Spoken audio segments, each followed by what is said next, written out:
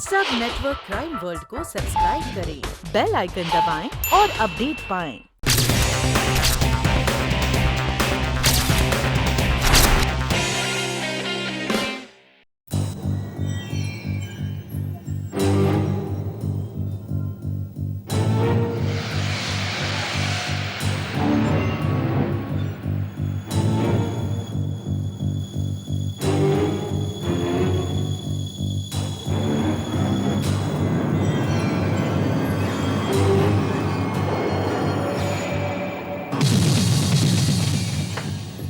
Doctor साहब, कैसा है आकाश? वो ठीक तो है ना?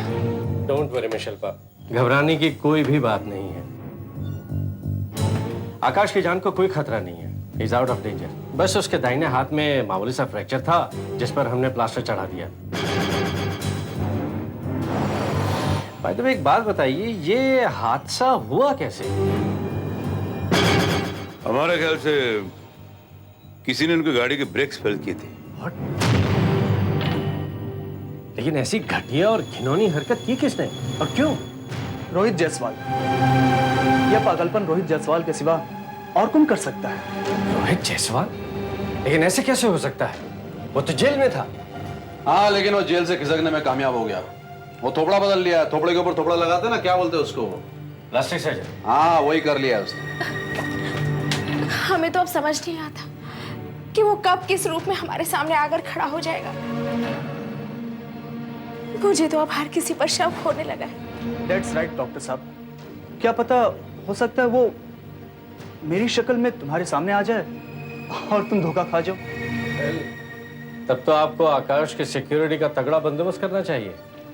वो तो हो जाएगा, लेकिन एक बात हमें बताइए, क्या हम आकाश से मिल सकते हैं? श्योर, लेकिन फिलहाल अभी तो वो बेहोश है। जब तक वो होश में नहीं आ जाता, आप सबको इंतजार करना पड़ेगा।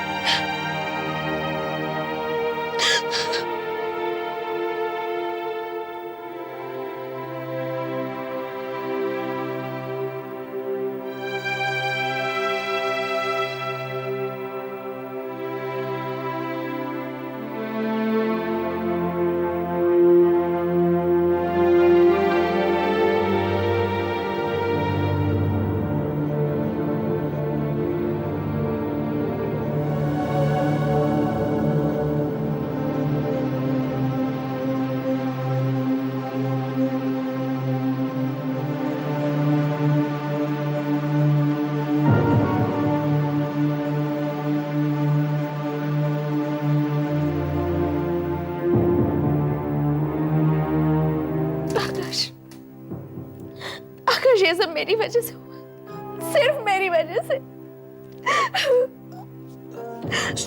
Stop crying. Stop crying.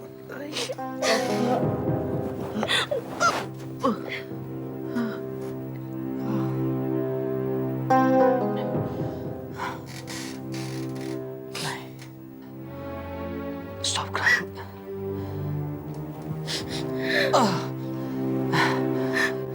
ये तो महज एक एक्सीडेंट था। गाड़ी कंट्रोल से बाहर हो गई थी, बस।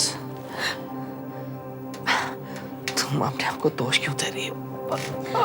नहीं मिस्टर आकाश, ये कोई हादसा नहीं था, एक सोची समझी साजिश थी।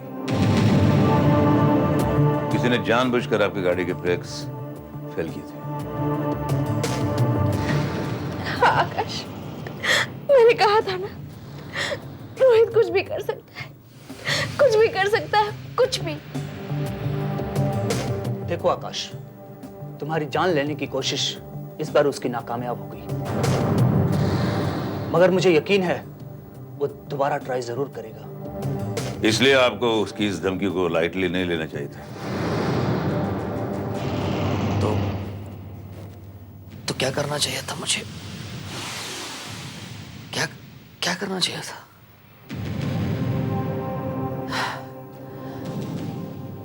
मुझे शिल्पा से मिलना जुलना छोड़ देना चाहिए था। नहीं, मैं उस रोहित के डर की वजह से शिल्पा से मिलना जुलना नहीं छोड़ सकता, अपने प्यार का गला नहीं घोट सकता।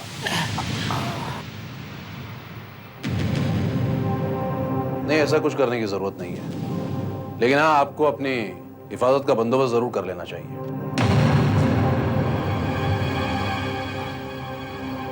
देखिए कर्नल, मैं नहीं चाहता कि रोहित का डर सारी जिंदगी परछाई की तरह हम पर मंडराता रहे।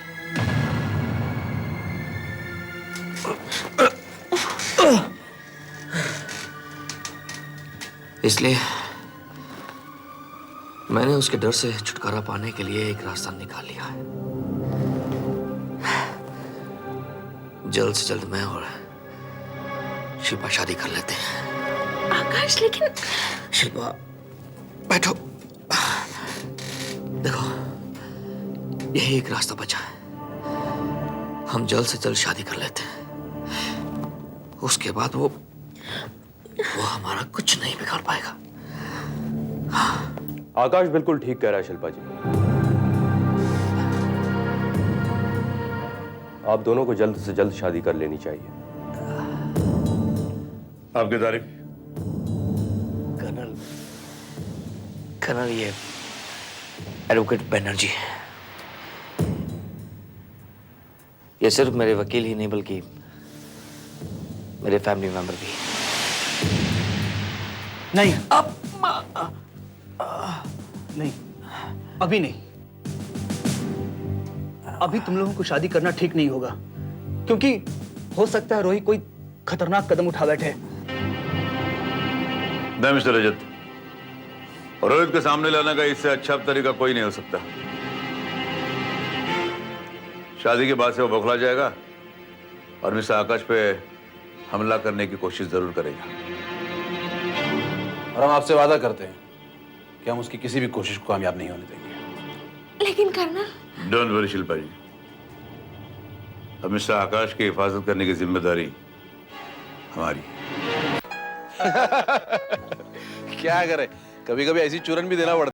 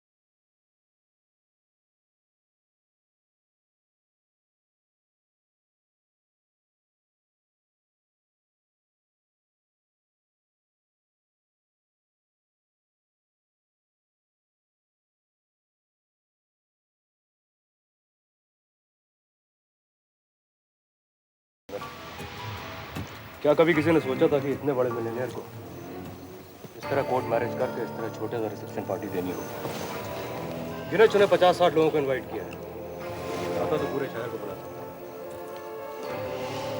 वैसे कर्नल, आपने रोहित को पकड़ने के लिए आकाश को बकरा बनाया, ये अच्छा नहीं किया। हो सकता है आकाश कहीं रोहित का शिकार ना बन जाए। हे वाह, क्या पनौती डकार ले रहा है यार। ऐसे मुबारक टाइम पे तुम ऐसी मनूस बात कर रहे हैं। तुम उसके दोस्त हो के दुश्मन? हाँ,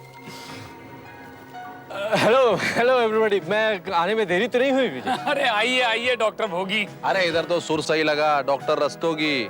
हाँ, सॉरी डॉक्टर रस्तोगी।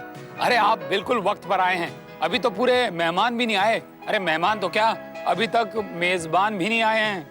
ओहो, बाय द वे, ये है कहाँ ब्राइड एंड ग्रूम?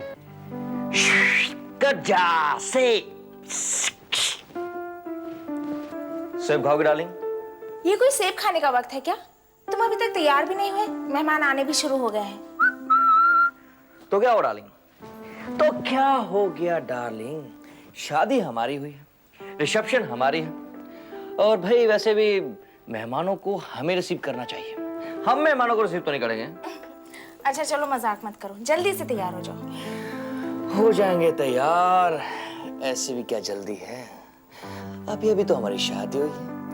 थोड़ा प्यार, थोड़ा मोहब्बत, थोड़ा इश्क, थोड़ी इश्क की बात है, थोड़ा रोमांस, हाँ ये सब हो जाए फिर चलते हैं। क्यों? नहीं? चलो हटो तुम भी। अरे हम भी क्या जान, तुम्हारी इसी अदा पे तो हम कायल हैं।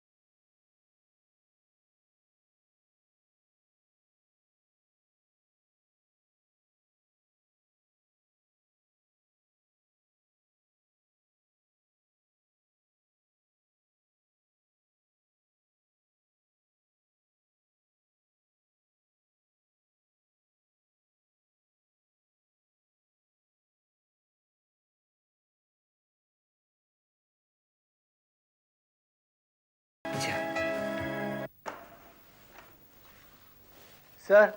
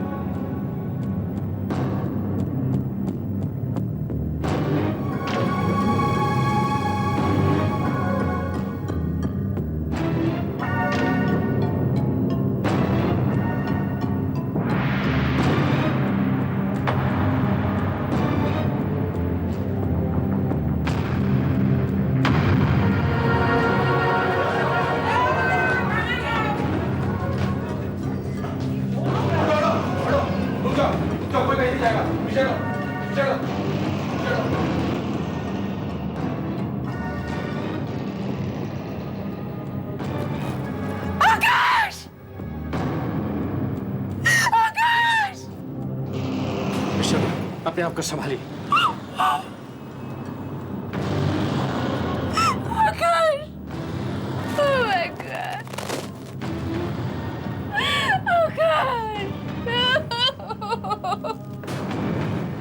देखिए, यहां से कोई भी कहीं नहीं जाएगा थोड़ी देर के लिए।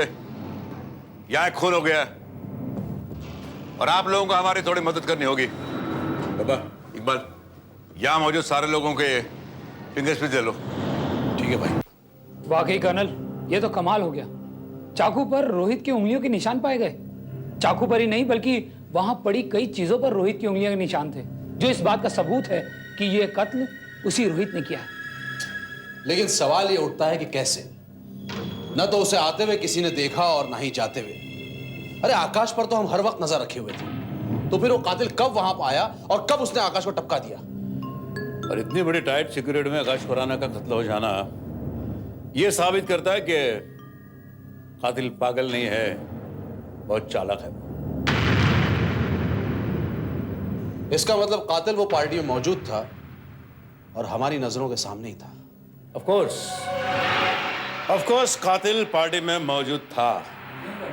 दिस इज नॉट पॉसिबल, क्योंकि पार्टी में आए तमाम गेस्ट के फिंगरप्रिंट्स हमने लिए थे और किसी की भी उंगलियों के निशान रोहित के उंगलियों के निशान से नहीं मिलते। पार्टी में मौजूद हर शख्स के फिंगरप्रिंट्स लिए गए थे। 100% श्योर सर, सबके। नहीं, मुझे पूरा यकीन है एक व्यक्ति के फिंगरप्रिंट्स नहीं लिए गए थे। एक व्यक्ति के? लेकिन किसके भाई? लाश के, आकाश खुराना के।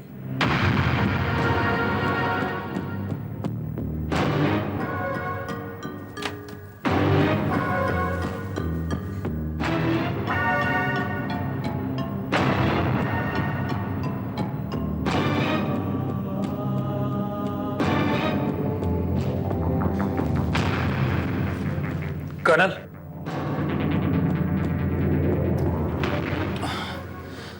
कर्नल ये रही फिंगरप्रिंट एक्सपर्ट की रिपोर्ट। आपका शक सही निकला। इस लाश के फिंगरप्रिंट्स उस फिंगरप्रिंट से मैच करते हैं। अच्छा, इसका मतलब ये आकाश नहीं रोहित था।